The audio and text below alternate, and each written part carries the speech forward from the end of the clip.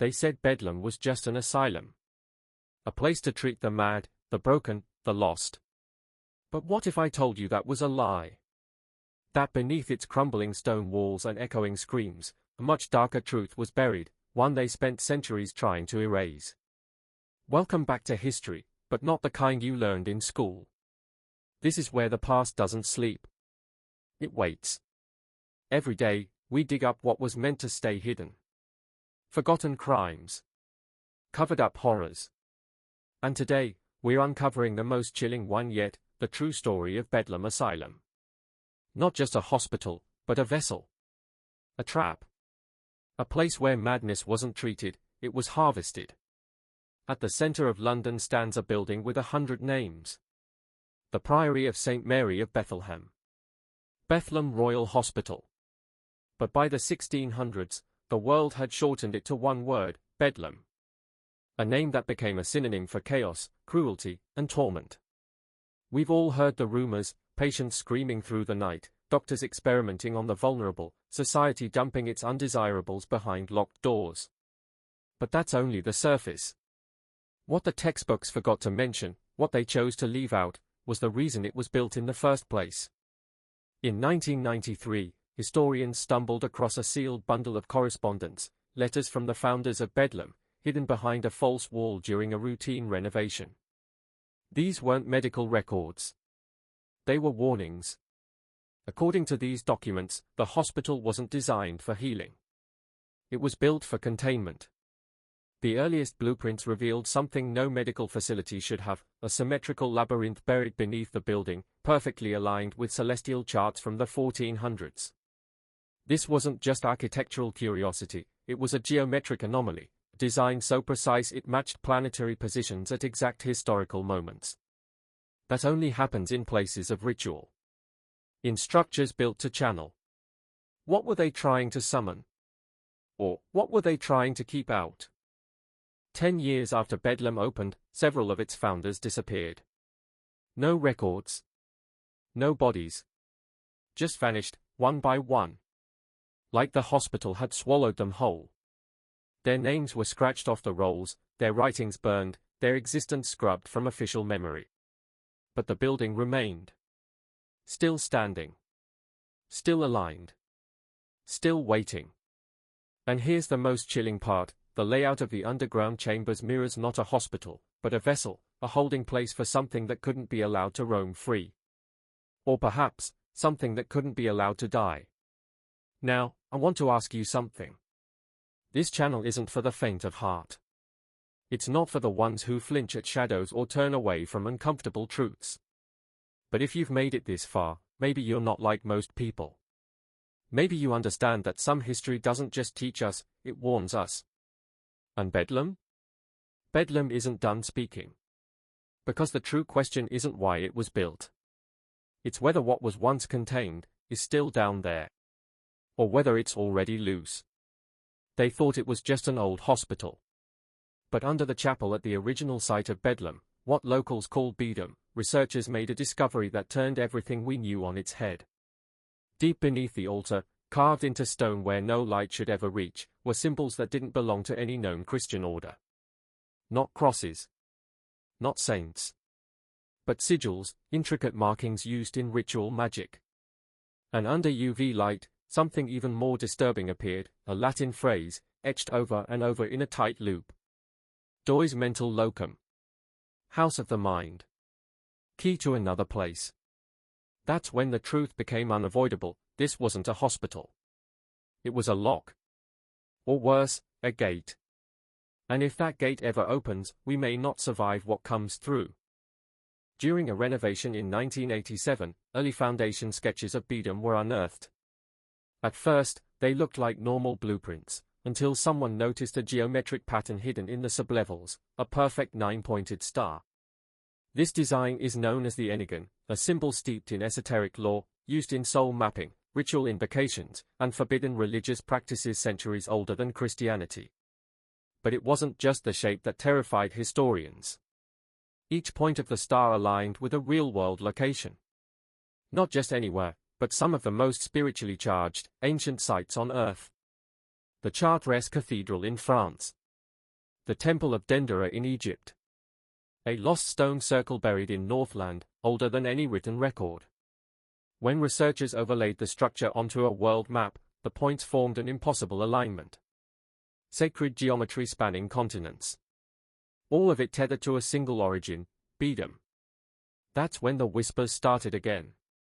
In 2002, a historian named Dr. Isabel Karoric published a paper so obscure it barely made it to university shelves. Its title? The Hospital as Portal, Geomancy and the Origins of Bethlem. In it, she argued that the hospital wasn't designed by physicians at all, but by alchemists, occult clergy, and royal advisors who believed the human mind was more than thought. It was a doorway. A bridge between worlds. Her findings were ridiculed. She was called a conspiracy theorist. Less than a year later, her house burned to the ground. The cause of the fire? Never determined. But her letters survived.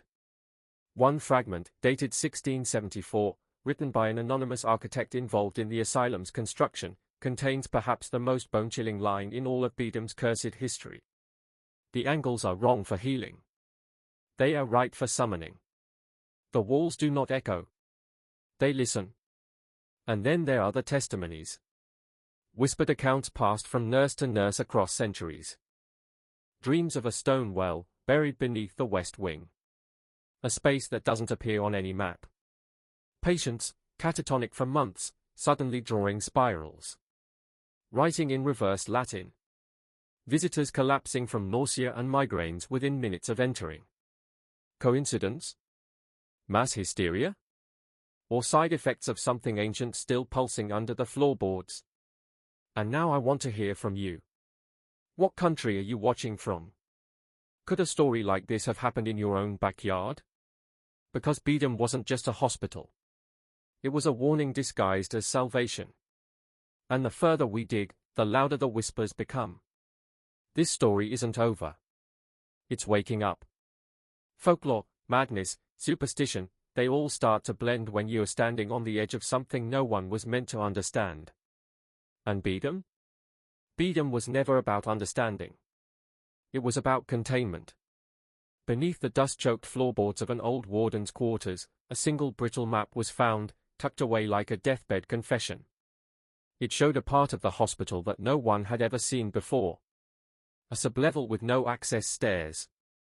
In the very center of this forgotten space. A perfectly round chamber, completely sealed. No doors. No windows. No air. Only one inscription marked its existence. Ad Stym descended. He descends to the STYX. This wasn't treatment. This was ritual. A descent into the underworld, hidden in the heart of a hospital. And then, someone actually went down there. In 1927, a newly trained nurse named Sarah Mitchell joined the geriatric ward at Bedlam. She was bright-eyed, deeply religious, and full of hope. She believed she'd come to heal the sick. But within weeks, she believed she'd walked straight into hell. Her personal journal, discovered decades later, in 1979, behind a sealed panel in the West Wing, is classified, locked away in the National Archives.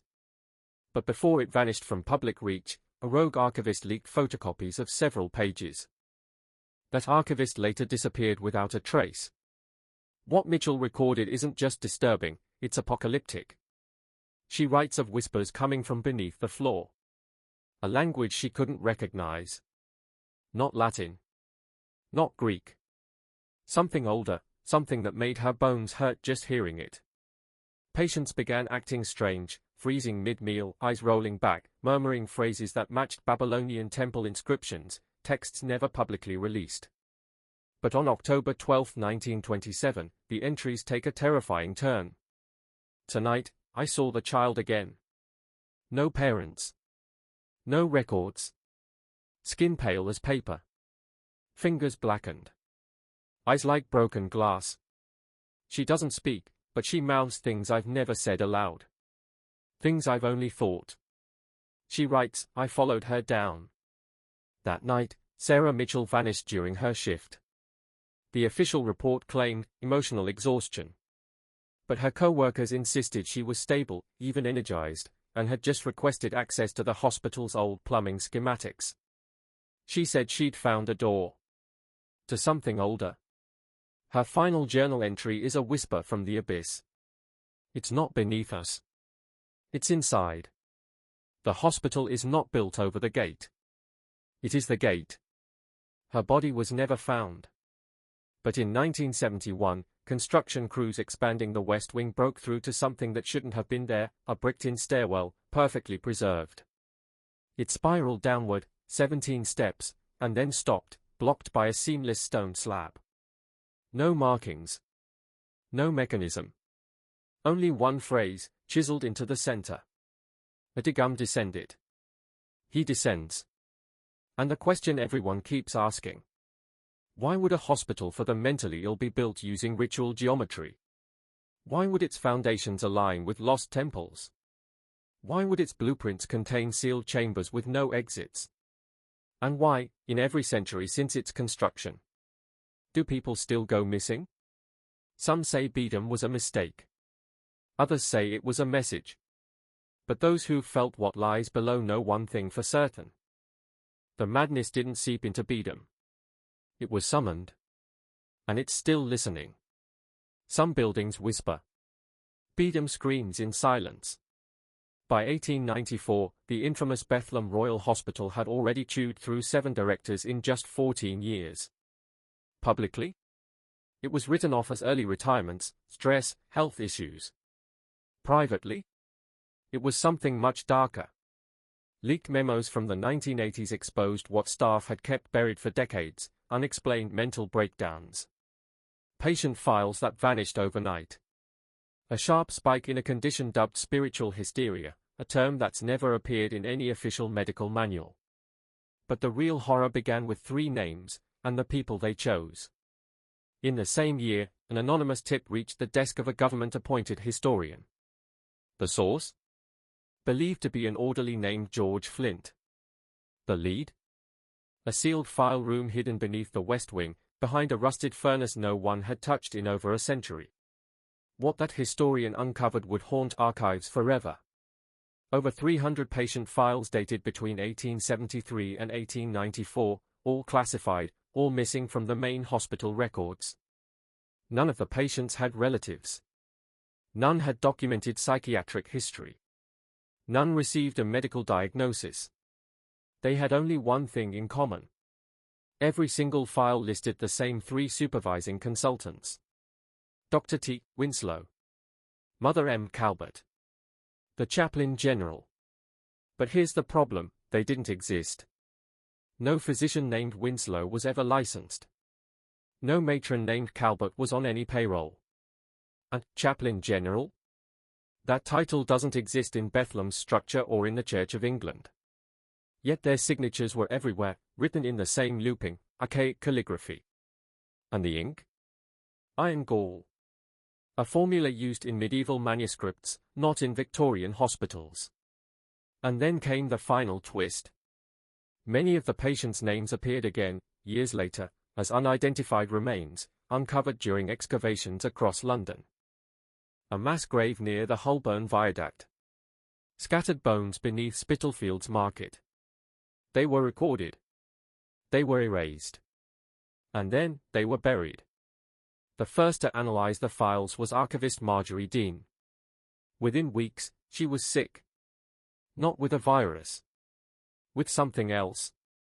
She heard children humming nursery rhymes backwards. She claimed the words in the files rearranged themselves at night. Eventually, she burned her own research. Before retiring, she made one final, chilling statement to the press. They weren't doctors. They weren't nurses. Whatever they weren't working alone. They were selecting. And they were recording. To this day, the original documents remain sealed. The sub-basement archive was relocked in 1993 after a student researcher went missing for 6 hours inside. When he was found, curled in a fetal position behind a boiler tank, his only words were, "They are still choosing." And then, it remembers. So ask yourself, What kind of hospital tracks patients who were never admitted? Documents doctors who never existed? And buries names that only surface in the bones of the forgotten? Maybe it was never a hospital at all. Maybe it was a ledger. A tally. Or worse, a list that's still being written. A pile of dolls, all missing their eyes. This isn't folklore. This isn't myth. This is room 17, the door no one was supposed to open. From 1902 to 1910, a string of unexplained disappearances rocked Bethlem Royal Hospital. No paperwork. No transfers. Just names that quietly stopped appearing on rosters. All tied to one unmarked corridor in the East Wing, behind a door labeled only with a number, 17. It was never on the blueprints. It didn't exist, officially. But everyone who worked there knew it was real.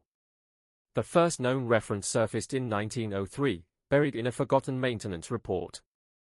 Junior Clerk Ellis Carmichael logged complaints of a sulfuric, metallic stench, the smell of iron and something burning, seeping from that hallway. He noted flickering lights, shattering bulbs, and whispers. Voices. Not loud. Not angry. Just waiting. A year later, Carmichael was dead, found face down in a dry bathtub. No water. No wounds. Just lungs full of fluid that wasn't there. His report was scrubbed. Erased. But one carbon copy survived, rediscovered in 2001 by a university team. In the margins, a final question scribbled in frantic handwriting. Why are there beds in 17? When the floor plans show no room. Even 1960s renovation blueprints, during a complete gutting of the East Wing for modern electrical, skipped from room 16 to room 18. No room 17.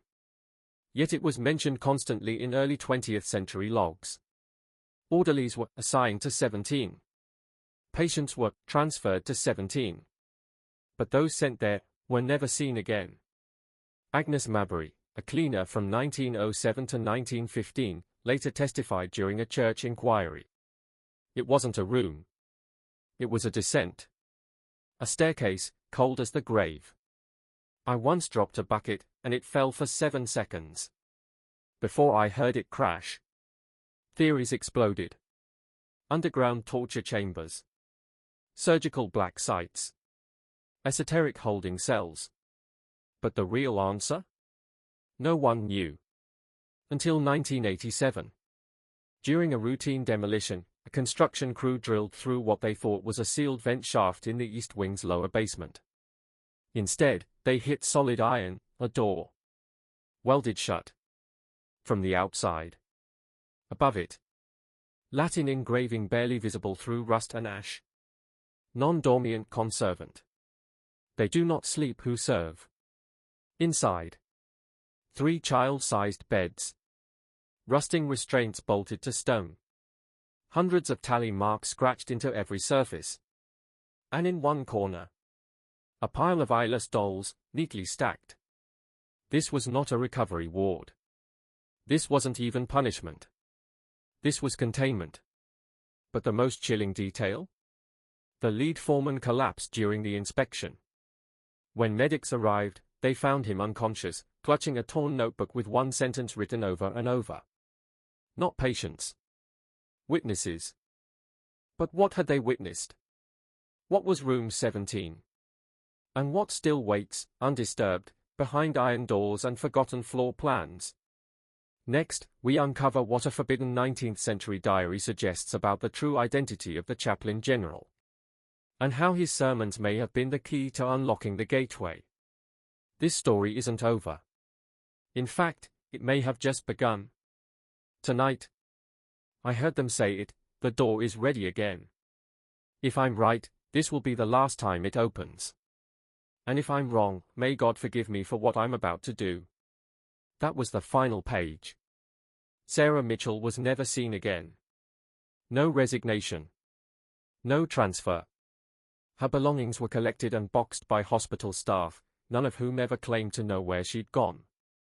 Her file was expunged, her personnel record shredded in a 1954 archive fire. Officially, She never existed. But the journal? That survived. And the most disturbing thing? Several entries mention voices, chanting, beneath the floor. Not just words, but phrases, some of which were later matched to inscriptions found in ancient Phoenician tombs and Mesopotamian relics, dead languages, predating Christianity by millennia. Mitchell described symbols in chalk and ash, drawn on walls, on the back of door frames, and even beneath patients' beds. One she sketched repeatedly resembled a spiral coiled in reverse, its center blackened out. When linguists later compared it to known occult alphabets, it corresponded to a phrase that chilled even skeptics. Where flesh ends, memory begins. She believed the girl wasn't a patient. Not even human. A vessel, maybe. Or worse, a mirror, something that reflected the minds around her, and fed on them. Mitchell wrote of doctors with no names, men who appeared only at night, men who never blinked, whose eyes were too flat. One night, she claimed to see them carrying something wrapped in dark cloth, humming not a tune, but a pattern. A repetition that caused her nose to bleed. At first she believed the hospital was hiding the girl. Then she began to wonder. Was the hospital hiding from her? The box found years later, containing fragments of children's teeth beside a stone altar, corresponds eerily to the room Mitchell described in her journal. And if that altar was real, then so was everything else. Her final sentence. I've left this record where even they can't see. If someone finds it, don't go below the east wing. It doesn't end. It waits. To this day, room 17 remains sealed. But every few years, construction crews at the Bethlem site report the same problem, lights shorting out. Odd sounds during excavation. And one door that, according to blueprints, shouldn't be there at all. Next, we examine the truth behind the nameless doctors and how a photograph taken in 1911 shows one standing in a mirror, but not in the room. And what it reveals might prove the hospital wasn't treating the mentally ill. It was feeding them to something else. Claim it was never built, only unearthed. Because the most disturbing hypothesis from the 2014 wasn't that this chamber was part of the original hospital. It was that the hospital had been constructed around it. One researcher, name redacted from the leaked memos, wrote, "This isn't an asylum. It's a capstone. The entire structure is designed to weigh down a point. Not to house patients. To keep something in." The word that kept surfacing in those communications? Containment. And if that's true, if Bethlem wasn't built for healing, but to suppress or conceal something ancient, something active, then it casts the entire history of the institution in a new, horrifying light. The unexplained disappearances. The mass graves with no correlating patient records. The dreams of wells and stone halls described identically across decades by unrelated nurses. And above all, room 17. A door that officially never existed, yet is referenced again and again. A place that echoes with reports of sulfur, static, blooded restraints, and whispering walls. After the King's College team was denied further access, 2 members of that original research group went public in a now-buried podcast appearance.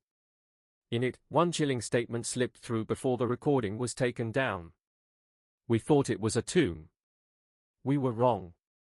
It's a mouth." And the page found in Sarah Mitchell's pocket, those final words.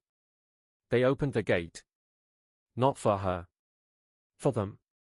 The truth about Bethlem was never just about madness. It was about design, an architectural ritual, a machine disguised as a hospital. A place where the lines between mind and matter, reality and myth, began to blur. And if Mitchell was right, if the girl wasn't a victim but a conduit, then room 17 wasn't a holding cell. It was a threshold. So the next time you pass an old building sealed off behind iron gates and boarded windows, look closer. The real question isn't what happened in Bethlem. It's whether it ever stopped. Ritual alignment. Every trail, every ledger, every record, points to the same unspoken reality. By the mid-20th century, Bethlem was no longer even pretending to be a hospital. It had become a machine, funded and maintained by a handful of Britain's oldest, wealthiest bloodlines, engineered not to heal the mind, but to fracture it in precise, deliberate ways. Among the most disturbing discoveries in Fulner's leak were coded correspondences referencing nights of red shadow and threshold alignments, events supposedly requiring exact lunar conditions and, most damningly, human variables described only as pre-witnessed vessels. In plain terms, people who had seen something they shouldn't have. People like Sarah Mitchell. People like Honora R. And if the Windsor connection wasn't damning enough, a 1944 memo marked ultra-confidential Home Office eyes only described the East Wing not as a liability, but as a strategic containment site, asset class 7. No definitions were given. But it's what came next that truly stunned researchers. The memo concluded: in the event of breach or failure, do not attempt intervention. Do not enter the lower stair. Seal and deny. This directive wasn't issued during the chaos of wartime evacuation. It was dated August 3, after the war had turned decisively in the Allies' favor. Why, then, would the British government be prioritizing a crumbling psychiatric ward months before D-Day? Unless what lay beneath Bethlem was considered a greater threat than war itself. In recent years, attempts to publicly excavate or investigate the East Wing have quietly disappeared, along with those who led them. No official press releases. No progress reports. Just erased efforts and sealed lips. So what are we left with? A substructure no one will map. A room no blueprint ever showed. A girl who was not the subject, but the conduit. And a phrase that keeps appearing, like a warning, or a prophecy. They do not sleep who serve. There are places in this world where silence isn't absence. It's maintenance. Bethlem was never meant to cure madness. It was designed to feed on it. And somewhere beneath that crumbling East Wing, behind a rusted iron door, something is still listening. What if I told you a respected British doctor opened a secret door to something that wasn't human? This isn't a horror movie. This really happened. And the deeper we dug, the more terrifying it got. We're talking missing children, forbidden experiments, coded journals, and a tape recording so disturbing, it was locked away for 23 years. And it all starts with one name. Sir Basil Locksley Byrne. He was hailed as a hero in psychiatric medicine, but behind closed doors? He was doing things that should have never been allowed. We found his name 27 times in a hidden financial ledger, tied to experimental isolation protocols deep in the East Wing of Royal Bethlem Hospital. But here's where it gets insane. During a 1971 estate liquidation, authorities seized Locksley Byrne's private notebooks, and in them, a line that shocked everyone. Trial for successful. The white door opens when dosage exceeds 60 milligrams under full restraint. What door? What dosage? WHO was restrained. The notes continue. Subject number 7 responded with an ancient phrase, not Hebrew, not Greek. Same utterance recorded in 1897 by Dr. Merrow. Further testing pending. The phrase? Adurum radiant. Translation, they returned to the bed. That bed? Wasn't for rest. It was for ritual exposure. And those subjects, many were girls between 10 and 18. Their files vanished. No discharges. No funerals. Gone. But this is only the beginning. Because 23 years after Sarah Mitchell vanished in 1965, someone found what she left behind. In 1988, a crew renovating an old records room in the abandoned East Wing found a rusted filing cabinet sealed with a padlock. Inside? 3 things. A crucifix. A leather journal. And an unmarked reel-to-reel audio tape. This wasn't just evidence. This was a message from the dead. Sarah Mitchell had been a nurse at Bethlem. Quiet. Kind. Not the type to go missing without a trace. Her journal was unlike anything researchers had ever seen, filled with shorthand, fractured Latin, and symbols drawn in looping geometric code. People thought she'd lost her mind. They were wrong. Because in 2004, Dr. Eliza Brand of Cambridge cracked it. What she discovered turned everything upside down. Sarah hadn't been losing her mind, she was documenting something real. According to her decoded notes, between 1957 and 1965, Sarah was forced to participate in what were officially called voluntary isolation trials. But there was nothing voluntary about them. Patients, mostly young girls, were locked alone in white-walled rooms for weeks. Each cell had one thing: a metal-framed hospital bed, bolted to the floor. Sarah was ordered to monitor one subject in particular. Patient A13. An A13? She was different. No past. No age progression. No speech. But she watched. Always watching. And Sarah wrote something chilling. She doesn't age. She doesn't eat. And sometimes, when I blink, she's moved. This wasn't about treatment. This was a ritual. An A13? She wasn't the patient. She was the key. Next up, we're playing the actual audio found in Sarah's drawer. And what you'll hear might prove once and for all that something non-human answered her call. This 12-year-old girl woke up every night screaming the same phrase. The mouth beneath the mouth. And when Nurse Sarah Mitchell asked what she meant, she didn't remember saying a thing. That girl's name was Hope E. And by February 2, 1962, Sarah's entries took a horrifying turn. Eyes always on the ceiling. No spiders. No cracks. But I see something now, flickering. Like heat rising. But then things got worse. We're talking clocks running backwards, light bulbs exploding, and recorders failing for no reason. Sarah begged for a reassignment.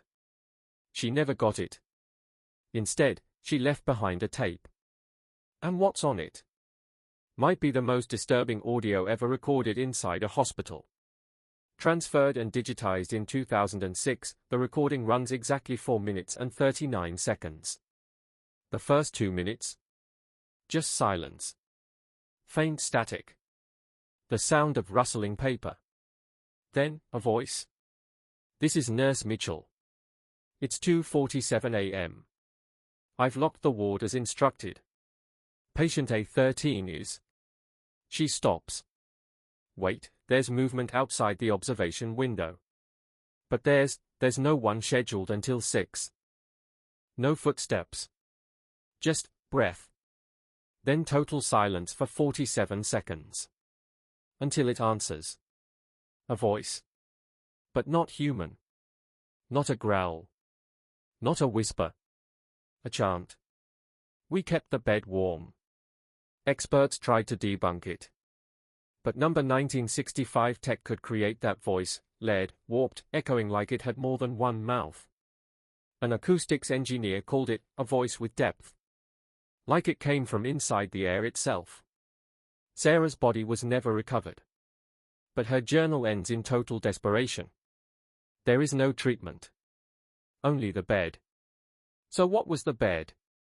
In 2011, decades after the East Wing was sealed due to asbestos, Dr. Eliza Brand, the linguist who cracked Sarah's journal, finally got inside.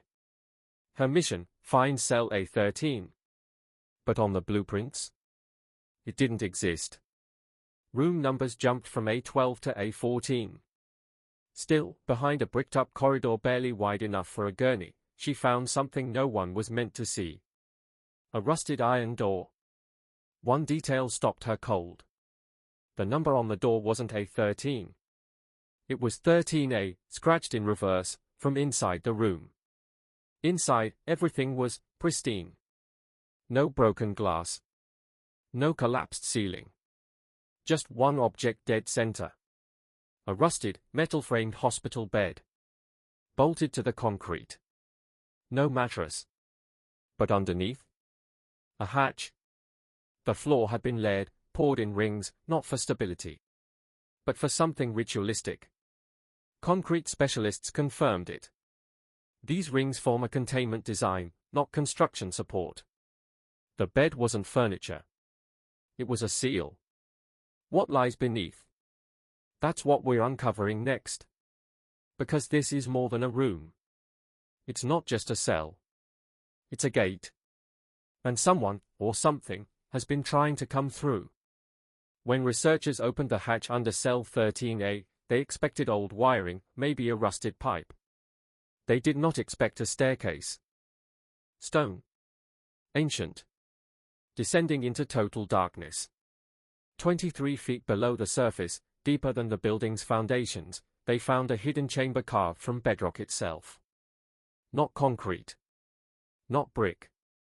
Raw earth. And this wasn't some accidental discovery. Every wall was covered in symbols. Some matched Sarah Mitchell's journal. Others were far older, predating written English.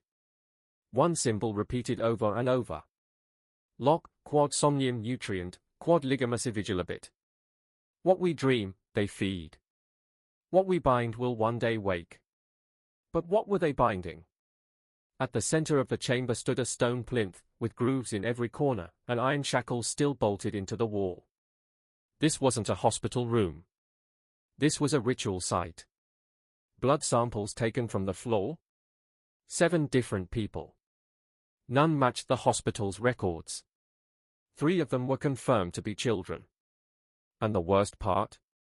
This chamber was built directly beneath the bed where Hope E., subject A13, had been locked in forced isolation for over 200 days. This wasn't a psychiatric experiment. This was a human conduit. Dr. Eliza Brand, the same linguist who uncovered Sarah Mitchell's journal, wrote this in her final report. The symbols are older than the institution. This chamber wasn't repurposed by Bethlem.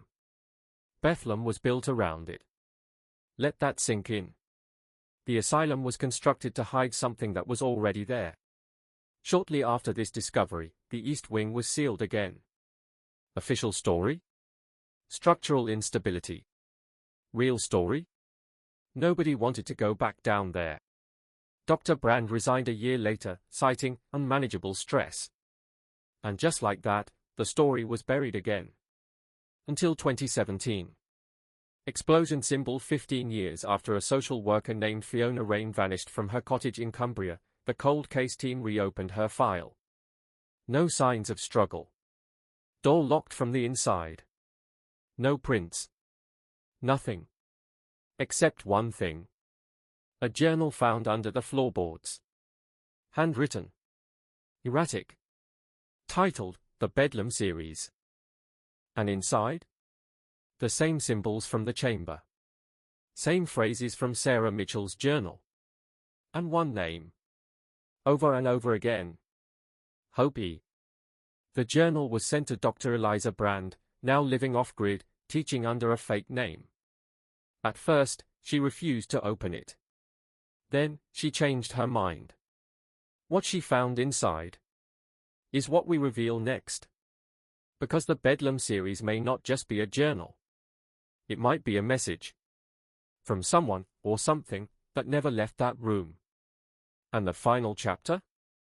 Could still be waiting to wake up. Police cars revolving like Dr. Eliza Brand was done. After decoding Sarah Mitchell's journal and discovering the ancient chamber under cell A13, she swore off all further involvement. But then the Fiona Rain journal arrived. At first, she refused to even open it. But something about the handwriting, the name Hopi repeated dozens of times. She gave in. And what she found inside should have been impossible. There were details about cell A13 that were never made public, not even in her excavation report. Exact dimensions of the room. The smell of the paint. Scratch marks beneath the surface. Symbols etched into the bed frame no one outside her team ever saw. And then the final entry. I saw her again last night. She hasn't aged. Not a wrinkle. Same hair. Same pale eyes. She never speaks, but the room always smells of smoke when she leaves. I tried to lock the door.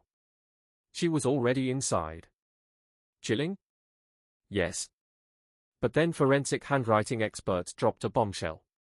The final 3 pages of Fiona's journal weren't written by Fiona.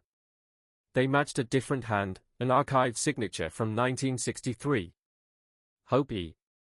Round pushpin 3 months later. Northumberland. A backpacker reports seeing a woman walking barefoot in the woods behind an abandoned priory. No shoes. No phone. Wearing a hospital gown. Stained in soot. Police investigate. What they find: a circle of burned soil, scorched like lightning had struck, and carved into a nearby tree. The spiral. The exact same symbol from under the bed in cell A13. She was gone. No footprints. But a trail camera caught one blurry frame. Camera with flash, the resolution was terrible. The timestamp glitched. But when forensic techs ran facial reconstruction software, the result? 92% matched to the only surviving photo of Hope E. Calendar dated 1962. Woman: she looked 25. She should have been over 75. Is this a hoax? A glitch? Or was Hope E never human to begin with? Warning sign: it gets worse. Let's go back to the beginning. Hope E arrived at Bedlam Hospital in January 1959. Her real name? Redacted. Her file? Sealed under top-level security. Only O&E documents survived the 1983 records purge. A psychological intake transcript by Dr. Alan Winthrop, a veteran child psychiatrist. Even he sounded shaken. This child speaks in structures and symbols well beyond her age or any possible education. Her language defies exposure. Hope's first words during the session: "There are no doors here, only veils." She was 6 years old. When asked her full name: "I had one before the split, but it burned." Then she pointed to her chest and whispered, "The spiral." Pulled it out. Winthrop stopped the session. But the tape kept rolling. Headphone on playback, analysts discovered a low-frequency hum under her voice, inaudible to the human ear during the live session. Acoustic Labs in 1971 analyzed it. The tones were outside normal human vocal range. The report? Buried. And the language she spoke? Fluent Latin. But not church Latin, older. Archaic. Lost? One phrase she spoke matched an ancient Roman funerary curse from the 3rd century. "Those who break the stone, awaken the mouth." Dr. Winthrop resigned 3 days later. His letter? Just 2 words. "She knows." And then, the incident. 1962, group therapy. No official details released. But in the addendum, a junior staffer scribbled this. "She stared at me and said, 'You'll die in sleep.' In a white room. With glass eyes watching. I laughed at the time. He died in 1971. Cause, heart failure. In his hospital bed. With white walls. Eyes wide open. One more thing. Cyclone: a spiral burn on his palm. No known cause. Open file folder. Hope E's file was closed in 1975. But she was never released. Never declared dead. Just crossed off. But what if she wasn't closed? What if she was moved? Calendar in April 1981, 4 female patients from the East Wing were transferred under a budget restructuring. No announcement. No records. No medical discharge. Just one cryptic memo. But Directive 47B, Subjects 113B, 127E, 140A, 145K to be remitted to external custodial care. Coordinates and medical handover to follow via secure pouch. Do not log. 3 of those codes match girls with catatonia and ritual behaviors. One of them? Hope E. Round pushpin transfer destination? North Custodial Site, Colonia. That place? Doesn't exist. No hospital. No NHS record. No Ministry of Health registration. So where did they go? Explosion symbol in 2013, everything changed again. What was discovered next revealed the final connection between Hope E, the Bedlam rituals, and the people still going missing today. And trust me. What happens when the system fails to silence the truth? That's where Emily comes in, a midwife, an amateur researcher, and the daughter of a woman who once worked in Bedlam's East Wing. Her mother never spoke much about her time there. But after she passed, Emily found a hidden envelope in her mother's old sewing kit. Inside? File dividers #A memo. April 1981, 4 girls moved off record to a site called Colonia. One of them? Hope E. Satellite # in 2014, Emily launched her own investigation.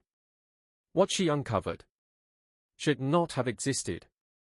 She cross-referenced RAF flight paths and found an unmarked private aircraft that flew from London to a remote landing site near Strathcona, Scottish Highlands, on April 14, 1981, one day before Hope E's trail went cold.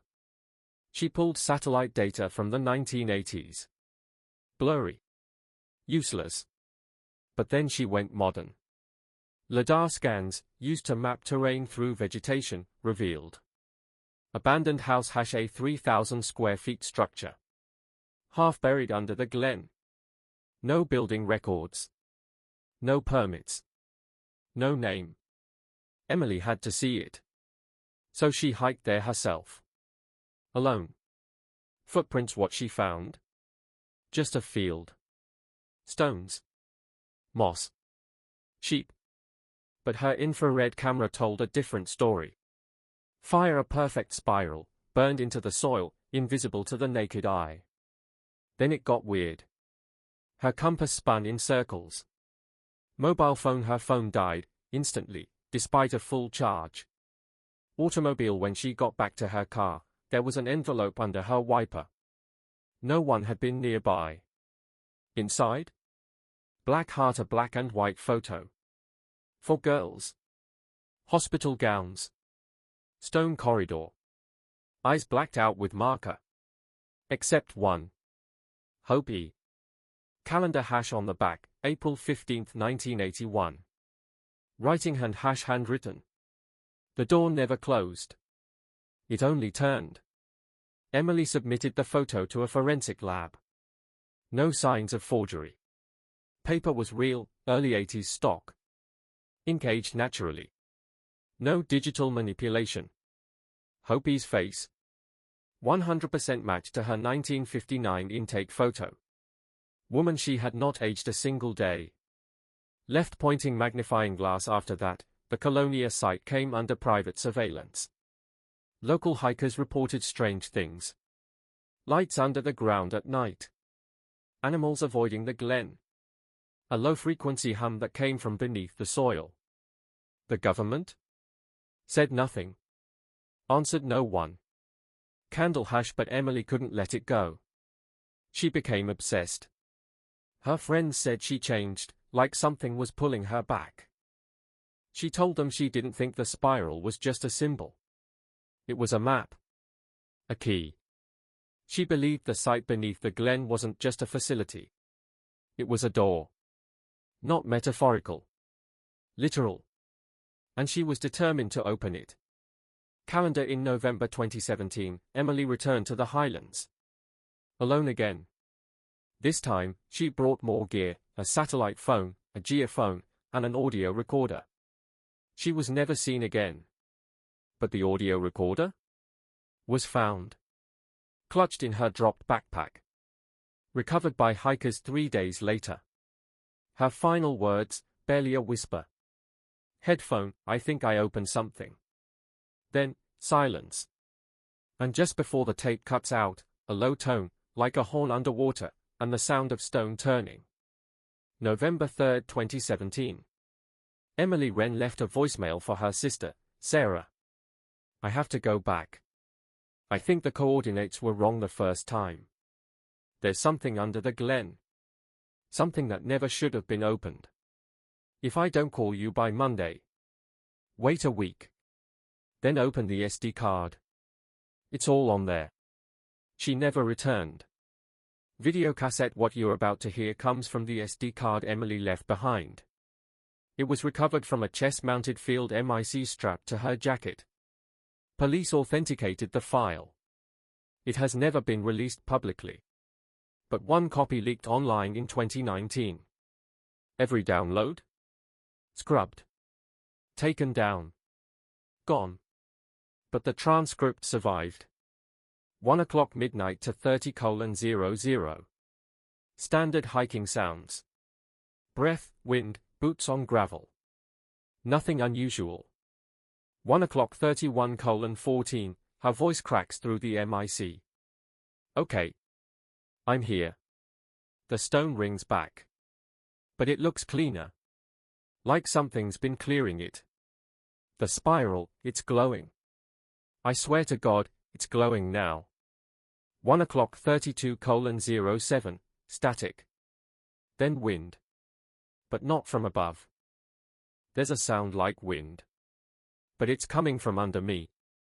I'm going to try and record it up close. There's a gap between the stones. It's warm. 1 o'clock 34:22. Jesus Christ, there are markings down here. This isn't modern. This is cut stone. Like a shaft, it goes deeper. I'm going in. Then 7 straight minutes of descending footfalls. No words. Just stone. And breath. And then? Silence. 1 o'clock 41:01. The mic catches something new. A low chant, repeating, distant, but clear. And Domheim glow. And Domheim gloud. Looping. Over and over. Emily whispers. There's light down here. Green. There's no torch. It's just, coming from the walls. 1 o'clock 43:18. Her final words. Oh God. They never left. They are still here. They are looking at me. They are smiling. No mouths. Then. A metallic screech. Like steel on bone. The audio cuts. Sarah waited the full week. Telephone receiver, then she called police. A full search team was dispatched. What they found? No Emily. No gear. No footprints. Just the recorder, sitting upright on a mossy stone. Bone dry. Despite the rain. The spiral? Gone. But burned into the back of the recorder. She remembered. So we remembered her. Experts authenticated the audio. No tampering. Real timestamps. Real signal loss. And the SD card? Still warm. I hashed the leaked version spread for a while. Reddit threads. Obscure forums. Encrypted mirrors. Some who downloaded it said. If you play the final 60 seconds at 2x speed, you hear a voice. Not in English. But at the very end. It says your name. The spiral won't go away. On the nurse's sketches. On Emily's camera. Etched into stone under the Highlands. Burned into Sarah Mitchell's journal. And worst of all, triangular ruler embedded in the blueprints of Bedlam itself. Not added later. Built in. From the beginning. So now we ask. Right pointing magnifying glass, the Tractatus, the Codex, and the Vatican's reaction. The junior researcher's comparison of the Bedlam Codex to the banned Tractatus de Somniis Infernals did more than raise eyebrows, it triggered alarm at the highest levels of religious power. This volume, long thought to be myth, was said to describe architectural vessels for channeling non-human consciousness through geometry, blood ritual, sacrificial alignment. One of its diagrams? A structure near identical to the Bedlam Undercrafthoft, complete with the central void basin found by Dr. Winter. Stop sign. The church moves fast. The moment this connection was confirmed, the Archbishop of Canterbury's office intervened. All research on the Codex was halted. Physical pages confiscated by a special religious antiquities tribunal. Its contents labeled apocryphal and fraudulent. But they were too late. Detective #enter Isabel Layton. An investigative journalist known for exposing religious abuse cover-ups. She received a copy of the smuggled Codex pages. Her upcoming expose.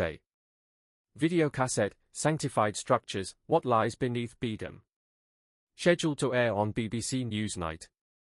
But days before the broadcast, Isabel was found unconscious in her flat. The apartment was ransacked, but nothing was taken. She never woke up. Died in a coma in 1991. Her interview tapes vanished. Candle # The Sons of Ashriel emerge. A rogue group of ex-theological scholars, former clergy, archivists purged from church institutions. They called themselves the Sons of Ashriel. Their theory? The Bedlam Codex wasn't written in the 1600s. It was copied from a much older source, originating from a black abbey in 1127, which once stood exactly where the Bedlam Chapel now rises. Scroll: The Black Abbey had been erased from history. Hole # 1992, St. Bartholomew's Archival Tunnel discovery. A key Sons of Ashriel member, Lelanina Voss, located a disused archival tunnel beneath St. Bartholomew's Hospital. Inside, a sealed iron door, stamped with only input symbol 4 numbers, EDX 7, 1427. The same year the Black Abbey vanished from records. Behind it, packaged dozens of crumbling boxes, water-damaged, containing unfiled birth registries, burial permits, medical records that didn't match any hospital codes, children who had no guardians listed, only transferred under Condition 9-7. Light skin tone emoji modifier: The Children of Silence. These weren't ordinary admissions. Each child had no official transfer origin, was listed with Condition 9-7, was between the ages of 7 to 13, and their records ended with the same phrase: cycle complete, seat occupied. 13 such entries were identified, cross-referenced with Sarah Mitchell's diary. The stone chamber beneath the Bedlam Chapel had 13 empty chairs around a ritual basin. Except, one had been recently removed. Sarah's last entry read, "The 13th has been taken. I am next, if I speak." Now we know. These children were the cycle. Each one a seat. Why children? The Sons of Ashriel believed the ritual required unformed minds, silent vessels, bodies that could be shaped or inhabited. They weren't trying to protect these children. They were using them. 13 conduits. 13 gates. Only one left. Left pointing magnifying glass: The Ledgers of Silence. Inside that sealed archival tunnel, Lelanina Voss and the Sons of Ashriel recovered what became known as the Ledgers of Silence, fragile, handwritten registries listing 346 children under age 10, all supposedly, temporarily housed for clerical purposes, between 1703 and 1852. But here's the truth. These children were never registered in any asylum, parish, orphanage, or burial registry. They simply disappeared. Beside many of their names were chilling phrases: prepared, transferred to lower sanctum, offered under silence.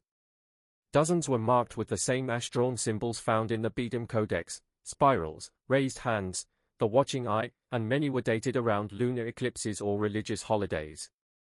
These weren't admissions. They were ritual entries. A blood-stained stone and the end of a cycle.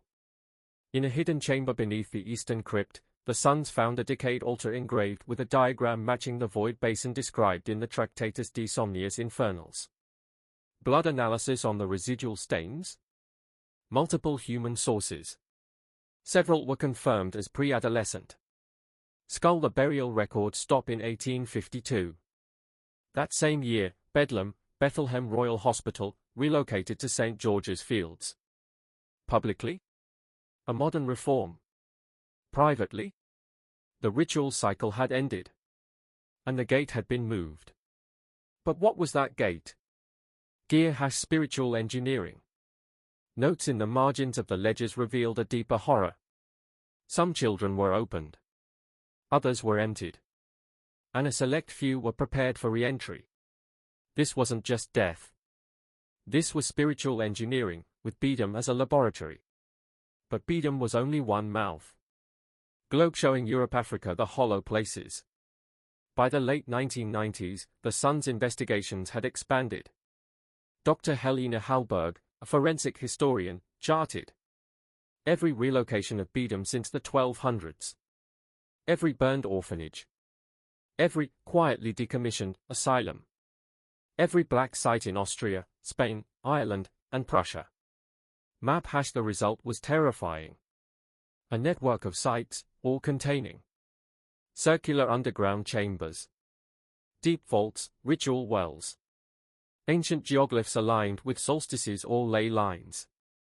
At every one of these, they found the same elements. Raised arm figures, chest-carved eyes, language-less spiral inscriptions. They called them the hollow places. Scroll the Order of St. Verena. Construction and financial records across the sites led to a long-dissolved monastic group, the Order of St. Verena, supposedly disbanded during the Reformation, but clearly still active into the 1800s. Recovered motto: "We opened the skin to let the soul look out."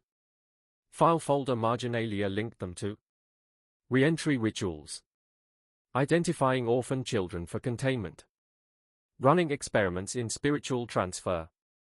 Each site wasn't an accident. It was part of a sacred geometry of sacrifice, feeding something ancient, predatory, unconscious. The mask of virtue. Every hollow place was hidden beneath. A hospital. A church. A charity. An asylum. Virtue on the surface. Horror beneath. In 2001, a chapel excavation outside Cordoba uncovered hundreds of child bone fragments, ritualistically broken. A single brass plate, engraved. "He who returns does not come empty." This was the clearest evidence yet. These children were not just sacrificed. They were transformed. Construction sign 2004, Bedlam's final excavation.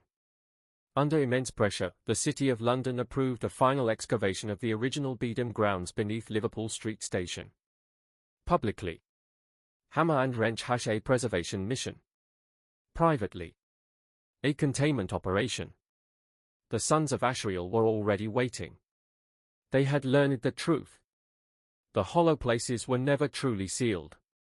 The rituals were never entirely stopped. And whatever had been fed, was stirring again. Round pushpin excavation of Bedlam, 2004. The last known operation beneath the Bedlam site was carried out in complete secrecy. Though framed as historical preservation, it was anything but. Shield # access was restricted. # supervised by armed private contractors. Lock journalists barred. Urban planners silenced. What they uncovered was not a chamber, but a shaft, plunging 80 feet into the compacted black clay of London's underbelly. Lined with black salt-glazed brick, the walls were smooth, seamless, inorganic, almost alive. A probe was lowered. At 76 feet, the cable snapped. Movie camera the footage recovered from the final moments revealed. Walls that seemed to pulse, expanding and contracting. Glyphs that blinked under infrared, not painted or etched, but grown. And in a single, spine-chilling frame. A human face, stretched across stone, eyes moist, staring. Then, static. That night, Dr. Helena Hallberg, lead analyst for the Sons of Ashriel, vanished from her hotel room. No forced entry. No witnesses. Only one thing left behind. The bathroom mirror shattered, from the inside.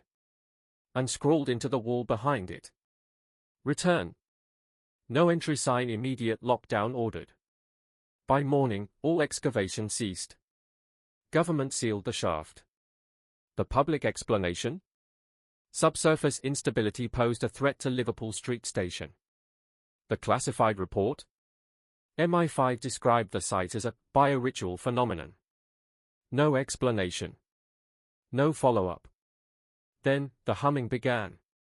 Urban explorers who breached nearby tunnels experienced a rising low-frequency hum. Sudden, unexplained blindness. Overwhelming grief and dread. One left behind a note before disappearing. There are eyes in the stone, and they do not blink. An organism beneath the city. The final communique from the sons of Ashriel delivered a devastating conclusion. Whatever was buried beneath Bedlam was never dead. It was waiting.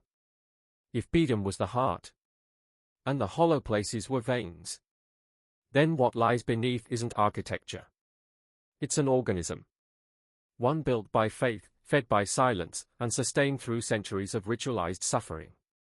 Its circulatory system? Hospitals, churches, orphanages, repurposed as machinery. Not to heal, but to feed. Final thought from history. The story of Bedlam was never just madness. Not just abuse or bureaucracy. It was about how entire civilizations can become complicit when evil wears the mask of virtue. It was about how the dead can speak. And how the past can still feed. So next time you walk through Liverpool Street Station, look down. Listen closely. Is the silence really silence? Or is it breathing? Television, thank you for watching. Sanctified Sin. Where the past is never truly dead. Just hidden. Subscribe. Candle # stay wary. And whatever you do, don't answer the call from beneath. Black ? Ornament, who are they? Black ? Ornament, what is the spiral? Black ? Ornament, and why does everyone who remembers vanish? In the next episode, we expose the secret architect behind Bedlam's original design. A man who vanished in 1957. And the cult that sponsored the hospital before it ever treated a single patient. Because this wasn't a coincidence. Scroll 1907. The original blueprints for the Winslow Institute were hand-drawn. By a man named Alexander Winslow. Not an architect. Not an engineer. A psychiatrist. So why did he design the central vault with precision geometry that even modern architects struggle to replicate? At first glance, it looked decorative. Just an ornate flourish in the sublevel schematics. But then someone zoomed in. Microscope under magnification? It wasn't art. It was math. Specifically, a logarithmic spiral. Not random. Not artistic. Perfect. The same spiral found in cloud with tornado hurricanes. Spiral shell Nautilus shells. Milky Way galaxies. Coffin # Celtic burial mounds. Whole Neolithic tombs like Newgrange. This shape has always been linked to rebirth, resurrection, containment. But why embed it in a psychiatric hospital? Because it wasn't just decoration. It was structural. That spiral? It formed the foundation of an underground chamber. A chamber that didn't appear in fire plans, inspection reports, hospital blueprints. But it existed. And it was identical to the spiral unearthed in Colonia. 500 miles away. That's not a coincidence. That's a ritual. Notebook in the blueprint margins, Alexander Winslow left notes. Seal must be completed before final intake. Without the geometry, the tether breaks. The holding fails. What holding? What tether? What was he keeping in? Or keeping out? Alexander Winslow had no formal training in architecture. His degree was in medicine. His expertise? The mind. So why did he map? Chart with upward trend sound resonance. Clock echo delays. Full moon symbol lunar positions during construction? Unless he wasn't designing a hospital. He was sealing something. Syringe nurse Sarah Mitchell's journals give us a clue. 1. A 7-year-old patient, unnamed, nonverbal, begins drawing the spiral. Not once. Over and over. In blood. Spiderweb in dust. Splash symbol in spit. She didn't speak for days. Until Mitchell finally asked her. Why do you keep drawing the same shape? The girl whispered. Because they can't come through. If we keep it spinning. That same week, she died. Routine dental surgery. No cause of death given. Record sealed. But the spiral?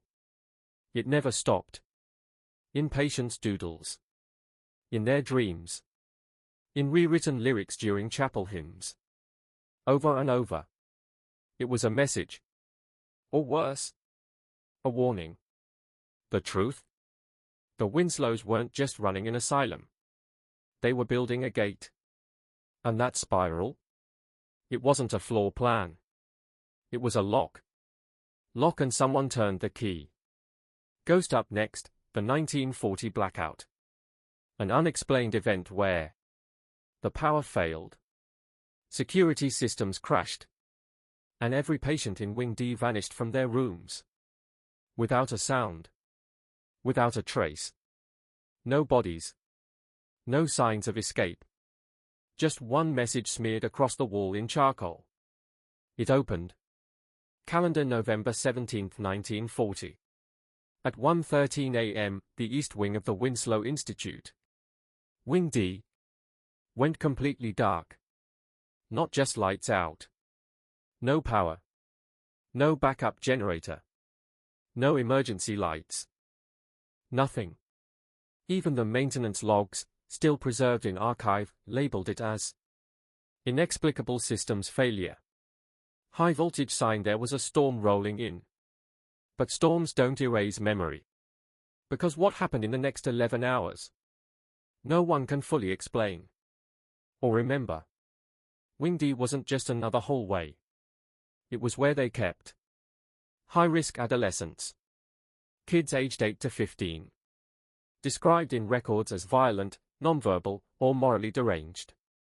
And below them? A chamber known only as the Lower Therapy Annex. That's where the experiments happened. Experiments no one talks about. High-voltage sign electroshock, memory cleansing. Chain sensory isolation chambers. Cyclone, and a disturbing practice called ritual behavioral binding. Rooted in occult psychology. Sunrise by sunrise? 32 children were missing. Not a single trace. No broken windows. No footprints in the fresh snow. No blood. Just empty beds. And what the night staff remembered? Almost nothing. Scroll 1, redacted testimony from matron Eleanor Griggs. I remember hearing the singing. But it wasn't the children. It was deeper. Like a hum beneath the walls. Another from Dr. Peter Lang, the night supervisor. The beds were empty. The locks still engaged. And it smelled like burnt copper. When the lights flicked back on, Wing D was silent. And frozen in time. Sheets folded. Beds untouched. No panic. No mess. As if the children were erased. Or worse, taken. And here's the thing. Telephone receiver, no one called the police. No public report. No missing persons bulletin. Instead, the Winslow Foundation launched a quiet internal operation. Containment review. Staff reassigned.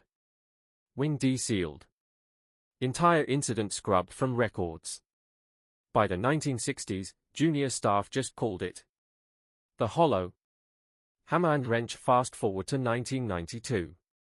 Renovation crews break through a sealed corridor behind Wing D. And they find something chilling. A narrow stone staircase. Leading into the bedrock. At the bottom, a stone door, built into the rock face itself. No hinges. No knob. Just the impression of a hand. Weathered smooth by time or touch. And on the door? That same spiral. One of the construction workers touched it. According to the foreman's log. He vomited instantly. Collapsed. Diagnosed with acute disorientation. He never came back. Neither did the crew. That section of the facility was shut down permanently. Whole no explanation for the blackout, the missing children, the sealed chamber, or the spiral. was ever given. Because officially, it didn't happen. Remember those 32 kids who vanished during the 1940 blackout? Officially, they were marked as transferred. But there were no documents. No destination. No records. Nothing. Except a single hand-scrawled note, buried deep between stale medical reports. They were taken, not by force. They followed the sound. And for over 2 decades, that was it. Just rumors. Until 1963. That's when the story broke wide open. Headphone enter Lawrence Reed, an audio technician working on a government digitization contract. His job? Clean up old tapes from Bedlam's 1939 music therapy sessions. They were supposed to be recordings of piano music, used to soothe disturbed children. But tape number 29? Wasn't music. Here's what Reed wrote in his partially declassified report. It starts with static, then what sounds like choral humming. At first, harmonic. But under frequency analysis, it doesn't match human vocals. No instruments. No voices. Yet it resonates. Chart with upward trend. The waveform analysis was wrong. Because it wasn't melody. It was a pull. Reed couldn't stop listening. Played it over and over. For 3 straight weeks. Until he snapped. He was found by his wife, rocking in their hallway. Every surface. Walls, floor, ceiling. Covered in circles within circles. The final one? A red spiral scratched so deep it cut through the plaster. He was committed to St. Margaret's Sanitarium. Just 20 miles from where the Winslow Institute once stood. Microscope, but the real nightmare came from the Royal College of Psychiatry. They analyzed the recording. And what they found wasn't hypnosis. Wasn't suggestion. It was something more primal. Subjects reported cloud with tornado, a pulling sensation, like the sound was drawing them in. Nosebleeds. Blackouts. Speaking head in silhouette whispers calling their name. And the creepiest part? No 2 people heard the same thing. Some said it was children humming. Others heard wind. And a few heard nothing at all. Until they went to sleep. Videocassette, but the tape, reel number 29, didn't disappear quietly. Because in 1984, the past clawed its way back. #A woman named Judith Payne, a former teenage patient at Winslow, was found dead in a B&B in Suffolk. She was holding an old Walkman. Inside it? Reel number 29. Her ears were bleeding. And her final journal entry read, "I finally remembered. The night they made us listen. The door in the floor. The humming. It's always been there. The original tape? File folder officially marked as misplaced during re-archiving. But whistleblowers inside the Bedlam Foundation say it was destroyed. On direct order. From a private legal team. You see, the spiral wasn't just a symbol. It was a frequency. It wasn't drawn. It was heard. And once you hear it, you can't unhear it. The condemned chapel at the heart of the Bedlam complex. Collapsed roof. Rotten floors. Long abandoned. But in 1997, that changed. It started with a routine redevelopment. The site had been marked for a government-funded heritage restoration. Blueprints showed something odd beneath the ruins. A void. No records. No doors. No stairs. Just an empty space. With no explanation. Pick a drilling crew broke through. What they found? Not a crypt. Not storage. But a perfect circle. An underground chamber. 30 feet below the chapel foundations. The walls? Made of blackened brick. Not local. Not clay. Something else. The structure was intact, but slick with rot and fungal growth. But here's what shook the team to their core. They tested the acoustics. And there was no echo. None. Not from a shout. Not from a hammer drop. Not from equipment hitting the floor. Sound vanished the second it was made. Like it was being devoured. Physicists from King's College were brought in. Their verdict? This should not be possible. These effects would require materials we didn't invent until the 2000s. But this chamber? Pre-1900. And in the center? Wasn't a pulpit. Wasn't a table. It was a chair. A heavy, iron chair. Bolted to the stone. Restraining cuffs on arms and legs. Rust welded shut. It was facing upward. Locked in place. As if whoever sat in it was meant to watch the ceiling. Or something that might come through it. Torch investigators tracked the shaft above. It ran directly to the chapel's altar. A straight line of sight. And the iron? Carbon dated between 1880 and 1895. The earliest days of the Winslow Institute. But then came the worst part. On the chair. Dried human blood. Lots of it. Multiple samples. From different decades. None of it matched any surviving patient files. None of it was ever claimed. And the DNA report? Never released. Rumors say at least one match was classified under military clearance. Another? Flagged as not on record. But what's undeniable is this. This wasn't just a room. It was a device. A ritual site. A conduit. And the sound? That sound from Reel 29? Speaker with 3 sound waves. Acoustic engineers now believe the room was built for it. Not to play it. But to contain it. Some say the children's records were erased to protect reputations. Others believe the files were sealed under national security orders. Whatever the reason, the chamber beneath Winslow Chapel was quietly filled in. No press. No public inquiry. Just a brief notice citing structural instability, toxic mold, and biohazard risk. But insiders, those who were actually there, told a different story. It wasn't mold that made the site dangerous. It was the sound. The acoustics inside the chamber reportedly caused migraines, auditory hallucinations, and, in one case, unprovoked rage. One structural engineer, assigned to assess the chamber before it was sealed, walked in, and never returned.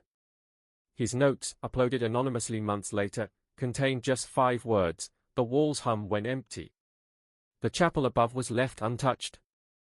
The land surrounding it? Quietly purchased, in cash, by the Bedlam Heritage Trust within weeks of the chamber's closure. No public statement. No declared purpose. Just a sudden blackout of access and records. And then came Elaine Merriweather. It was the spring of 1998. A woman checked into a modest bed and breakfast outside Cooney Hatch. Her name wasn't in the guest book. No photo ID. But we know who she was, eventually. A private investigator. Former Home Office. Specialized in institutional abuse and missing children, especially within Catholic orphanages and state-run care homes. According to colleagues, she'd been fixated on the Winslow Institute for over a year. She believed the Bedlam property was hiding something far worse than negligence. Something deliberate. She told no one where she was going. 6 years later, her storage locker in Walthamstow was opened. Payment had lapsed. Inside was a leather-bound field notebook, mildewed, torn, pages stuck together, and a microcassette recorder with over 30 hours of audio logs. The first recordings were mundane. Observations of the landscape. Sketches of the chapel ruins. Muted commentary on warped support beams and shifts in the stonework. Her voice soft. Almost a whisper. As if she wasn't alone. By day 3, the tone changed. She noted hearing a child crying.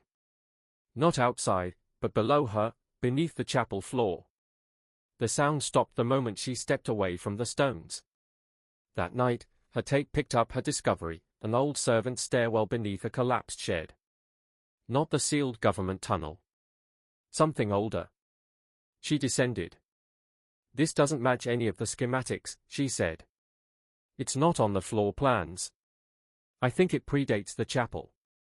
Her final recording is time-stamped April 6, 1998. 2:42 a.m. Her voice shakes as she describes what she sees: a rusted metal door, a faint spiral etched into the frame, symbols scratched into the stone wall. It's not English, she says. Pause. It looks like silence. The tape ends. Elaine Merriweather vanished. No signs of struggle. Her rental car remained parked outside. Her room undisturbed. No one recalled her checking out. It was as if she had never existed. The investigation stalled within months. Officials cited psychological breakdown. Hallucinations triggered by stress and historical trauma. But behind closed doors, something else came to light. Forensics recovered trace DNA beneath the chapel floor, mixed into the soil. It matched Elaine.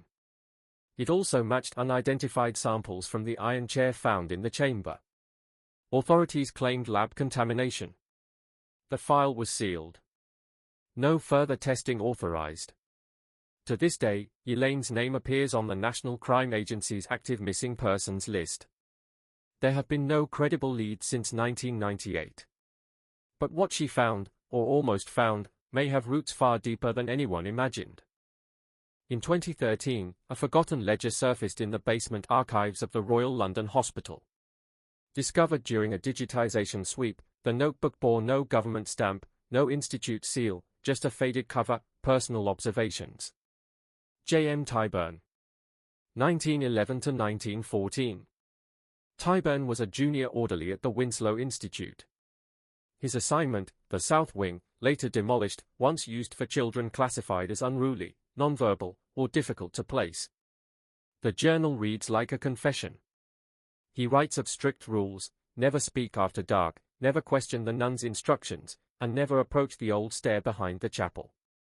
He recalls, in detail, a monthly ritual, always the first Wednesday after a new moon, when children, no older than 9, were taken barefoot from their cots and led to the door beneath the chapel. No crying.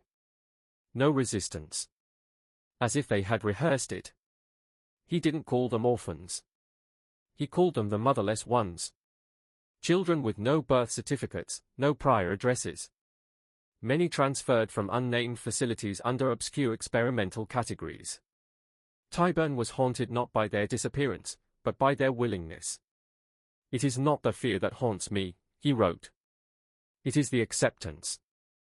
On February 5, 1913, he noted an event that vanished from all official records: 2 boys entered the chapel stairwell and never returned. He confronted Sister Wilhelmina, who struck him across the face. He was reassigned the next day. His final entries became erratic. The spiral is not a symbol, he scrawled in the margin. It is a pattern. They do not teach them to fear. They teach them to listen. His last legible sentence read. The walls answered back. Of the 43 children assigned to the South Wing experimental group, only 7 are known to have exited the program. The others were marked as transferred. No receiving institution has ever been identified. Whatever was beneath that chapel, whatever hums in the dark, it wasn't built for worship. And if Elaine was right, it may still be listening. After Tyburn's confrontation with Sister Wilhelmina, he was confined to the isolation wing for 1 week. No explanation. No trial. When he was released, everything had changed. His journal entries say it plainly. My letters burned. My belongings searched. They called it penance. But it was cleansing. I saw too much. I saw the iron rings. I heard chanting, not in the Latin we learned in school, but something older. Weeks later, Tyburn fled the institution. He was never seen again by the staff. Records show he died in 1915 in a tragic train derailment outside Sheffield. But the coroner's report? It noted fresh rope burns on both wrists, injuries inconsistent with a rail collision. No explanation was ever added to the file. The body was buried within 48 hours. To this day, Tyburn's ledger remains under restricted access, classified by the NHS Historical Ethics Committee. But in 2017, scanned pages leaked anonymously online, and they confirmed the worst. Dozens of margins bear the same symbol Elaine Merriweather drew in her final notebook. A perfect circle. 13 radial lines. A root-like spiral reaching downward. Beneath it, always, the word Ablatum. Sacrificed. Left-pointing magnifying glass part 8, the hidden design. Next, in section 21, we follow a trail of long-forgotten blueprints, plans that suggest something chilling. Bedlam's original chapel wasn't built despite the ruins it sat upon. It was built because of them. In winter 2018, a team of structural engineers with the City of London began reviewing historical soil maps near the old Winslow grounds for a proposed subway extension. What started as a routine geotechnical survey became something else entirely. They found anomalies, vast hollows beneath the ground where the chapel once stood. Digging into city archives turned up nothing. But a private archive, once owned by a Winslow board governor, later revealed to have ties to early 20th century spiritualist groups, uncovered something long erased from official records. Blueprints. Dated 1793. Signed by a now-forgotten architect, Jonathan L. Ford. His design showed something never commissioned by the church or crown. An octagonal chamber beneath the chapel.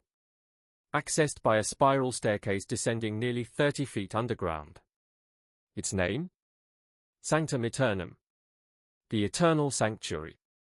Cyclone Part 9, the wheel, the blood, the design not of this age. This structure wasn't Gothic. It wasn't Roman. And it wasn't Christian. Experts who reviewed the blueprints agreed. The layout matched no known Western religious architecture. Instead, it bore the marks of something far older, sacred geometry found only in fringe archaeological circles, whispered about but never confirmed. Inside the octagon were 13 recessed niches, evenly spaced. Each niche had iron loops set directly into the stone. These weren't decorative. They were restraints. Precision measured. Repeatable. Symmetrical. What were they for? A marginal note, scribbled in the original blueprint, barely legible, gave a chilling clue. They must be placed within the wheel before the 13th hour. The stone responds only to ancient blood. Chains Part 10, the Governor and the Secret Societies. The man who preserved the blueprints. A former Winslow governor, deceased in 1951. He was never named in official ledgers, but surviving letters show clear affiliations with spiritualist movements, including one group that held rituals matching the 13-point configuration found in the sanctuary. One document even claimed their purpose: the preservation of the forgotten spiral. He owned several other artifacts. A ritual chalice, non-Christian, found in Dorset caves. A bound copy of the Testament of the Woundless, a lost apocryphal gospel. And a child's locket, engraved with the spiral symbol, containing a tooth. That collection was auctioned in 2003. Most of the items have since vanished into private hands. This wasn't superstition. It was instruction. And now, it gets worse. Dr. Miriam Cray, a forensic historian with the London Historical Society, was the first to draw the connection. That octagonal chamber? The restraint points? The symbol? They matched, almost exactly, the geometry of ancient megalithic sites in Orkney, some dating back over 4,000 years. Centuries before Rome. Before Christianity. Before even recorded Celtic myth. And this raised a question that shook her team. Was Bedlam Hospital, was the Winslow Chapel itself, built deliberately atop a far older ritual site? Because the chapel's placement wasn't random. It was mathematically aligned with solstice shadows, astronomical convergence points, and subterranean ley lines.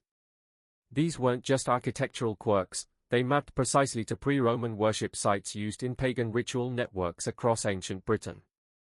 And that spiral staircase Elaine Merriweather spoke of? It existed. Or at least, it used to. Lock 1957, the door that shouldn't be there. In 1957, during minor renovations on the East Chapel wall, a crew of laborers found something they couldn't explain. A sealed stone doorway, flush against the foundation. No records. No blueprints. Nothing in church registries. But within hours, the site manager shut down the job, filled the passage with concrete, and made no official report. Why? Decades later, in a whispered BBC interview, retired contractor finally spoke out. We heard something, movement. Chains. Dragging. Thought it was rats. But then we heard the voice. Not close. Beneath. The pattern no one saw, until it was too late. Digging deeper, Dr. Cray made another discovery. One that every prior historian had missed. Why? Because they were looking for chaos, random horror, unexplained accidents, isolated cases. But what if none of it was random?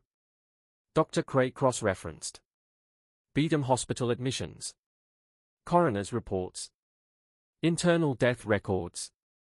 And the Winslow Institute's sealed annex ledgers. The result? Every 13 years. Exactly 13 patients would die under unexplained circumstances, across a 13-month window. Chart with downward trend, a chilling timeline of coincidence. On paper, it looked inconsistent.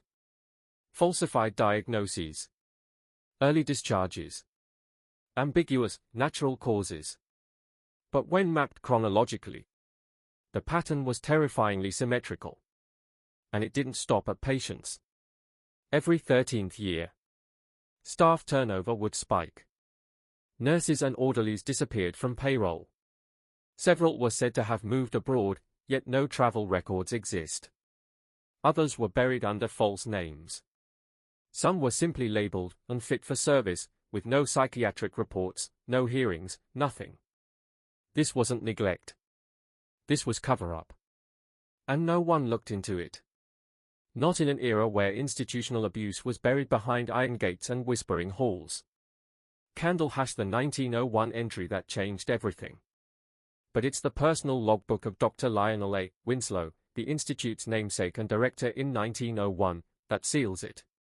Buried among standard notes and dated entries was a single line. Written in red ink. Scrawled diagonally across the page. No punctuation. No explanation. The 13th shall know silence. Dated, the 12th of October 1901. Calendar December. A single line in a forgotten journal. 13 bound. 1 offered. Stone responded. The others must remain, until the moon bleeds again. It reads like the ravings of a cultist. But what if it wasn't? Because when researchers laid out those entries along a timeline, from 1761 to 1957, a horrifying truth emerged. Asterisk asterisk, the number 13 wasn't just ritualistic, it was mathematical. Every 13 years, like clockwork, livestock in surrounding villages were found mutilated. Children vanished without trace. Underground tremors, localized, never seismic, shook a 3-block radius. And in at least 7 separate reports, chanting was heard, beneath the river. Not legends. Not local hysteria. These were official Metropolitan Police reports, archived parish warnings, and suppressed newspaper articles sealed away in the British Library's restricted vaults. And the one thing that ties it all together? Bedlam was marking time. Not with clocks, but with blood, numbers, and stone. Hospital 1957, the whispers return. That winter, a young nurse named Sarah Mitchell stepped onto Bedlam grounds. She was just 26. Freshly certified from King's College. Bright. Hopeful. Determined to help. But Sarah had something the administration hadn't accounted for. A stubborn refusal to ignore the whispers. She was assigned to Ward C, the oldest and most remote section of the hospital. Right next to the sealed Winslow Chapel. Here the pattern begins again. At first, it was subtle. Sounds, faint, but rhythmic. Always after midnight. Always every 13 nights. She didn't know the pattern. Not yet. But her patients did. One wept uncontrollably without reason. Another screamed in Latin. An elderly woman clawed at her own face, repeating one line like a prayer. They are counting again. That was the moment Sarah snapped out of her training. She took her notes to her supervisor. And the response? Immediate. Cold. Threatening. She was told. Never mention the chapel again. Ignore all sounds after midnight. Avoid the old stairwell by the east wall, a wing supposedly condemned decades ago. But here's the thing. Sarah had never mentioned the stairwell. How did they know she'd been near it? That was red flag number 1. Red flag number 2, the map that wasn't meant to be found. Sarah Mitchell was only supposed to clean out the old office. A locked room, a dusty cabinet. Routine. But behind the filing drawers, she found it. A hand-drawn map, dated 1899. Beneath the hospital. Tunnels, corridors. Converging paths. And at the center? The chapel's foundation. Scrawled in jagged Latin. Sanguine apparit. Ita istida. Blood opens. The path is in stone. Sarah didn't need to understand the words. She understood fear. Girl, and then a girl vanished. That same week, a 14-year-old mute girl named Evelyn Dawes disappeared from her locked room. No alarm. No explanation. No trace. When Sarah asked about her, she was told. Transferred. But the paperwork? Blank. Evelyn's file had been scrubbed clean. Her name erased. That was it for Sarah. Hourglass with flowing sand, she waited until after midnight. She hid in the condemned stairwell. The one near the chapel. The one no one was supposed to talk about. And when the hospital fell silent, she went down.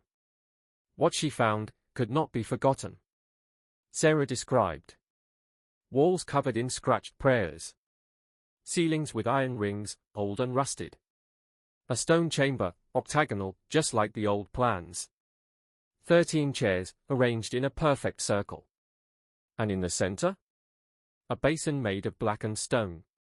Beneath it, the skeletal remains of a child, curled as if hiding. Trying to hide from something. Sarah didn't speak for 2 days. And when she came back, the chapel was sealed. Permanently. Her final diary entry. The 13th has been taken. I am next, if I speak. She left Bedlam the next month. By 1960, she had vanished from public record. Books, but her diary survived. Smuggled out to a friend in Clerkenwell. Then lost. Then rediscovered. In 1973, it landed on the desk of Dr. Malcolm Winter, a forensic archaeologist. At first, curiosity. Then, obsession. He found the chamber. Sarah's diary described symbols, chairs, stone basins. Dr. Winter recognized them. He'd seen them before, but only in remote, pre-Christian sites. He filed for access. Denied. Twice. So he lied. Under the guise of a heating inspection, Winter brought scanners and assistants. What they found beneath Bedlam changed everything. A stone circle, buried beneath the asylum. 12 standing stones, shaped and placed in a prehistoric pattern. Estimated age, 2,000 plus years. A central cavity, matching Sarah's basin. Runes and carvings, humanoid figures, surrounding a childlike shape. One symbol repeated. A single eye etched into a child's chest. It matched the final drawing in Sarah's journal. Winter's private conclusion? We didn't build Bedlam over darkness. The darkness built Bedlam. His access was revoked. The report buried under national security. He was offered a tenured post at Cambridge. He never spoke publicly again. But in letters? The chapel wasn't a sanctuary. It was a cover. The rituals never ended. They only went deeper. Skull. Then the deaths began again. Winter died in 1982. Strange circumstances. His assistant, Eileen Caro, vanished in 1981. Next.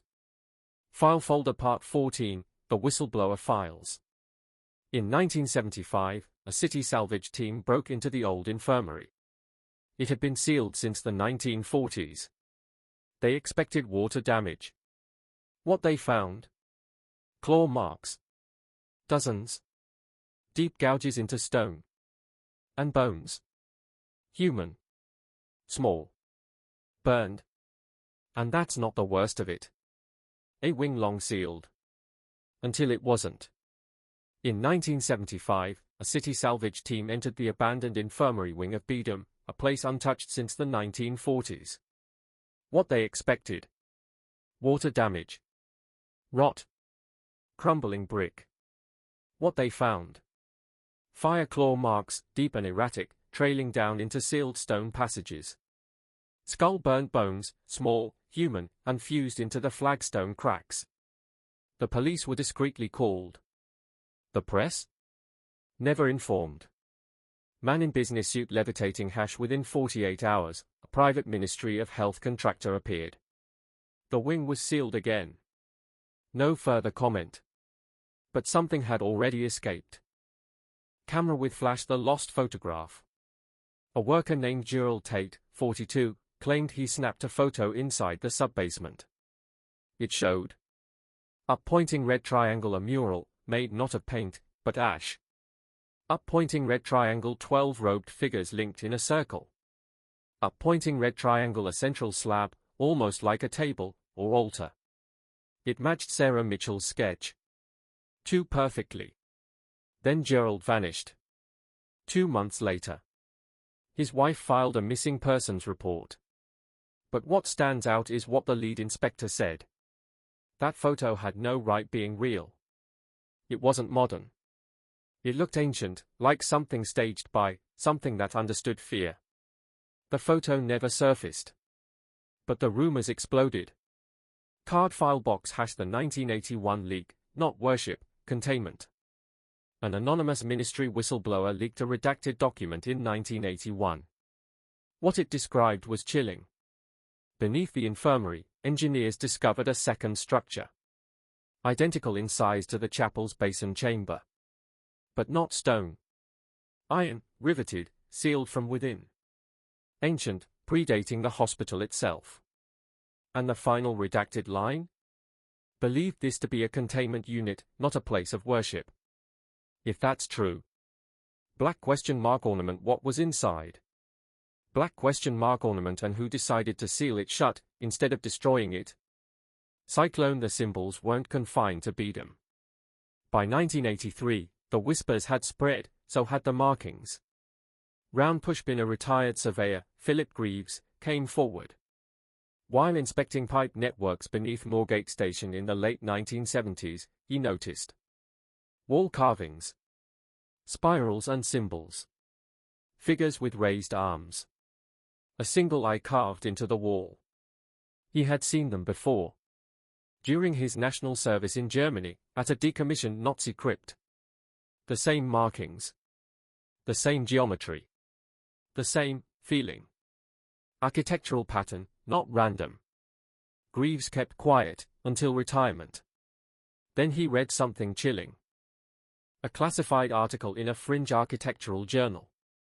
Inside, diagrams of Bedlam, Moorgate, and another forgotten asylum in Yorkshire. All connected by one thing. Ritual geometry hidden inside the structures. This wasn't graffiti. It wasn't vandalism. Building construction hash. It was architectural. Books. The Black Dossier Society. Greaves took his findings to a group few knew existed. A fringe preservation circle known as the Black Dossier Society. On the surface? Historians. Archivists. Architects. In reality? They specialized in one thing only. Scroll uncovering structures built to hide something, or to keep something in. They'd seen similar symbols before. In Ireland. In Poland. In a collapsed crypt beneath a burned abbey in Montségur, France. Their conclusion? Something was being rebuilt. Or reactivated. And London's oldest hospitals, chapels, and tunnels were part of the circuit. But here's the twist. In 1984, the group received a package. No return address. Inside. A copy of Sarah Mitchell's diary. A map showing 3 other locations. A final note. They counted wrong. The 13th isn't what they thought. Detective ## the Black Dossier Society. Composed of retired archivists, underground historians, former civil engineers. They took Philip Greaves' claim seriously. And what they uncovered over the next 2 years would shake the very understanding of London's history. The Map of Mouths, 1985. Their investigation spanned old sewer junctions, tunnel access points, Victorian ventilation shafts. Each bore identical symbols found under Bedlam, spirals, robed figures, and the single, unblinking eye. All sites were within a 2-mile radius of the Bedlam Chapel. When they plotted the locations on a city map, one thing became immediately clear. Fire a perfect 12-point circle. Classical building # with Bedlam at the exact center. They called each marked site a mouth. The implications? London had not grown around Bedlam. London had been built to seal something beneath it. This wasn't a foundation. It was a containment system, ancient, intentional, and disturbingly precise. Fearful face what they found at the mouths. At nearly every documented mouth, workers had gone missing. Teams reported severe injuries. And in one case, a 15 degrees Celsius temperature drop, despite working heaters. This wasn't a fluke. Something was moving again. Something that reacted when disturbed. The Black Dossier Society compiled their findings, submitted them to the London Metropolitan Archives. The documents were accepted, and then sealed under a 50-year restriction. No public explanation. No follow-up. Broken Heart Greaves dies mysteriously. Just 4 months later, Philip Greaves was found dead. Cause of death? Heart attack. But those close to him claimed he was terrified in his final days. He'd stopped sleeping. Avoided mirrors. Repeated the same phrase, over and over. We built over it. And now it wants out. Package 1983, the package arrives at the British Library. 1 year after Dr. Malcolm Winter's death, a sealed package arrived at the British Library's Rare Manuscripts Division. It had no return address. A wax seal bearing a single unblinking eye. Inside. Linen-wrapped, soot-covered, leather-bound pages. A handwritten note in Winter's own script. If you're reading this, then the last gate has opened. The truth is no longer sleeping. Open book the Bedlam Codex. The contents were later catalogued as the Bedlam Codex. It was a terrifying fusion of ritual diagrams, anatomical sketches, cryptic incantations, architectural overlays of ancient earthworks with Bedlam's 1676 blueprint. What it revealed: the hospital wasn't accidentally built over a sacred site. It was designed to interact with it. Some diagrams even showed people placed like circuit nodes. Rooms aligned with astral events. And at the center, the basin. Not as a drain, but a receiver. Waxing crescent moon, a repeated phrase. One Latin phrase appeared again and again throughout the codex. Internos umbri lo. Among us, the shadows speak. A junior researcher cross-referenced the phrase with a restricted 15th century Vatican text. Blue Book Tractatus de Somniis Infernals. The Treatise of Infernal Dreams. This was a bound volume, rumored to contain blueprints for building spiritual receivers, devices intended to transmit or receive through the veil separating the human world from something else. That same symbol, the eye, appeared on its final page. the horrifying implication. Bedlam wasn't hiding something. It was amplifying it. Not just the hospital, but London itself, redesigned during the Victorian era under the guise of modernization, may have been retrofitted to serve a larger purpose. A living seal made of stone, blood, and geometry. And something beneath Bedlam was no longer content to sleep.